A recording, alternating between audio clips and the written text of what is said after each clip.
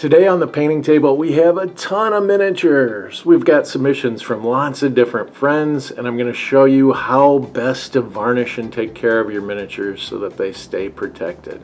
We've got 10 gorgeous Norn painted by Matthew Scott, and we've got 10 gorgeous elves by Tim Korkleski. Loved what Tim had done with his own, and I said, hey, can you paint some for me? My friend Chris Baker painted Gypsy Rose. And then I've got 2 more mages to add to my collection. We really want to protect these.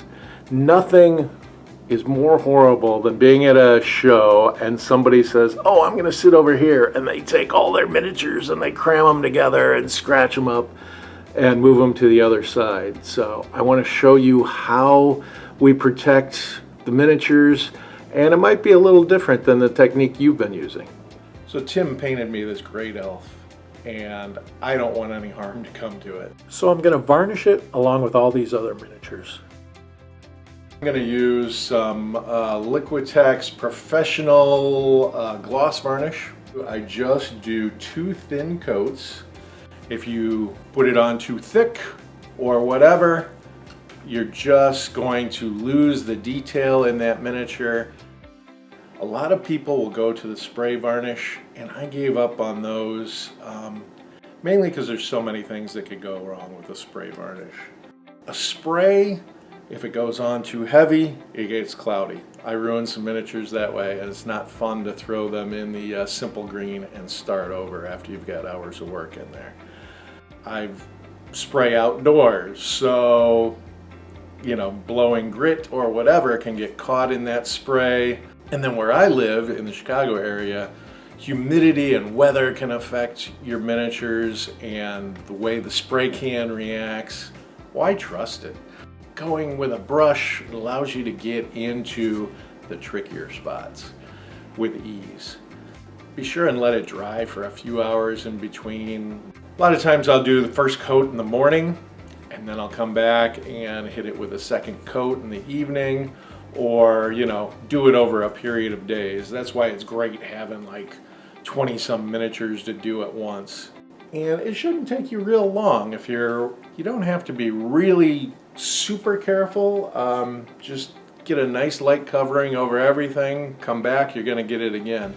What I found is, even if these get scratched up by other people, it's not getting down to the paint layer. That's why I really like building this up. So if you're following my advice, you're probably going to hate me now, because these miniatures are going to be really shiny after 2 thin coats. It is going to look terrible. You're going to be like, why did I ever listen?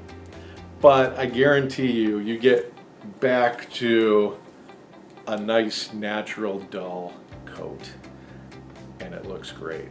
And the key to that is Army Painter Anti-Shine Wash. It really works well, even if you don't use the gloss varnish. It does have some protective qualities to it. This was recommended by a friend, James Wample, and it has been a savior. What's nice about it is it goes on clear. It looks like water when it's going on, and you don't have to worry about being super thin or anything like that. It's going to go on well. The result isn't instantaneous. You're going to see as it begins to dry, it really starts to look flat.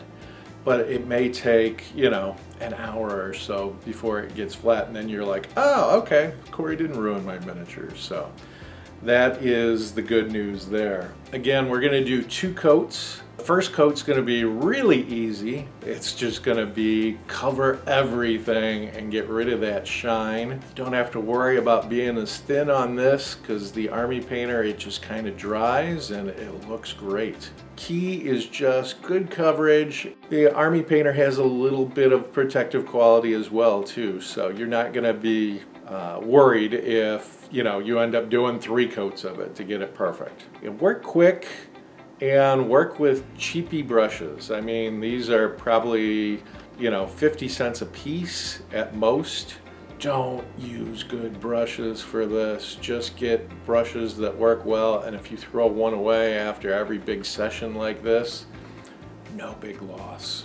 Don't these look fantastic? These are going to go right into the demo group for the next show.